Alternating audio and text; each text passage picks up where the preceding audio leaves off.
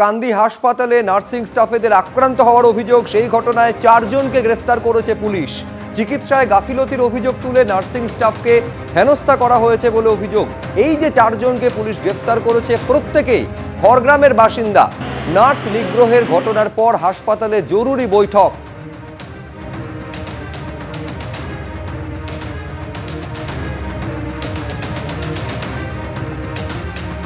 কান্দি হাসপাতালের ঘটনা, যেখানে নার্সিং স্টাফের আক্রান্ত হওয়ার অভিযোগ, সেই ঘটনায় যে 4 জনকে পুলিশ গ্রেফতার করেছে প্রত্যেকেই খড়গ্রামের বাসিন্দা বলে খবর পুলিশ সূত্রে। চিকিৎসায় গাফিলতির অভিযোগ তুলে নার্সিং স্টাফকে হেনস্থা করা হয় বলে অভিযোগ। সবসময় এইভাবেই রাশ ঢুকে যায় যে আমরা একটা পেশেন্ট এলো, তার সঙ্গে প্রায়োরিটি বুঝে খারাপ পেশেন্ট হলে 2-4 জন এলো বা ভালো পেশেন্ট হলে 2 জন এলো, সেরকম নয়, সবাই আছে। এর জন্য আমরা খুবই নিরাপত্তায় ভুগি। এবং তবে আজকে কালকের এই ঘটনায় আমরা খুবই মর্মাহত এবং আরো বেশি নিরাপত্তা আমাদের মহিলারা কাজ করছে। দিনে যারা এসেছেন অ্যাসোসিয়েশন থেকে, তারা আমাদের যে সাপোর্টটুকু দিচ্ছে, তাতে আমরা আশা করছি যে ওনারা যদি এই ব্যবস্থাটা করতে পারেন, তাহলে আমাদের পক্ষে অনেকটা আমরা নিরাপত্তা। নার্সিং স্টাফ ইনচার্জ, তার বক্তব্য আপনারা শুনলেন। নার্সিং স্টাফেদের আক্রান্ত হওয়ার ঘটনায় 4 জনকে পুলিশ গ্রেফতার করেছে। এবার এই হাসপাতালের এক চিকিৎসক কি বলছেন দেখুন।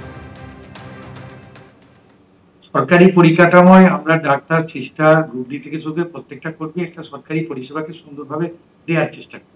এবার এই জাতীয় ঘটনা ঘটলে আমাদের নিজস্ব কনফিডেন্স যেমন হ্রাস পায়, আমরা প্রকৃত পরিষেবা দিতেও সবসময় হয়তো পারি না। এবার সেই অনুসারে আমরা যথাযথ ব্যবস্থা নিয়েছি। এবার সেগুলো সমাধান হয়ে প্রকৃত দোষী অনুসন্ধান হলে আমরা নিরাপত্তাহীনতা থেকে কাটিয়ে উঠতে পারবো। হ্যাঁ, তবে মানুষের উপর বিশ্বাস হারানো পাপ, এটাও যেমন ঠিক, তেমনি আবার আমাদের সমস্ত সমস্যার সমাধান না হলে আমাদের পরিষেবা দিতে অসুবিধাটা থেকেই যাবে। বারবার যখন হাসপাতালে এই ধরনের ঘটনা ঘটছে বলে অভিযোগ সামনে আসছে, নার্সিং অ্যাসোসিয়েশনের তরফে কি বলা হচ্ছে রাখবো আপনাদের সামনে। অন ডিউটি নার্স রোগীর বাড়ির লোকের দ্বারা নিগৃহীত। দুর্গাপুর, উলুবেড়িয়া, SSKM, বীরভূম মোহাম্মদবাজার, এবার কান্দি হসপিটাল। এরপরে কোথায় যদি আমাদের বলে দেওয়া হয়, এখন তো মনে হচ্ছে যে পারপাসলি এই কাজগুলো করার জন্য কিছু দুষ্কৃতীকে ছেড়ে দেওয়া হয়েছে, তোমরা এগুলো করো। তাহলে আমাদের জানিয়ে দিন এর পরেরটা কোথায়, দেখি আমরা মোকাবিলা করতে পারি কিনা। কারণ প্রতিটা ঘটনার নিন্দা জানানো, তদন্ত করে অভিযুক্তকে শাস্তি দেওয়া, এই একই দাবি তো আমরা করে আসছি, কিন্তু কিছুই তো ফলাফল পাচ্ছি না। কাজের জায়গায়, কলেজে, স্কুলে, সেখানে নিরাপত্তা থাকবে, এটা কি খুব বেশি কিছু চাওয়া? অবিলম্বে এই পরিস্থিতির, এই পরিবেশটাকে পরিবর্তন করার চেষ্টা করুন যারা প্রশাসনের দায়িত্বে আছেন।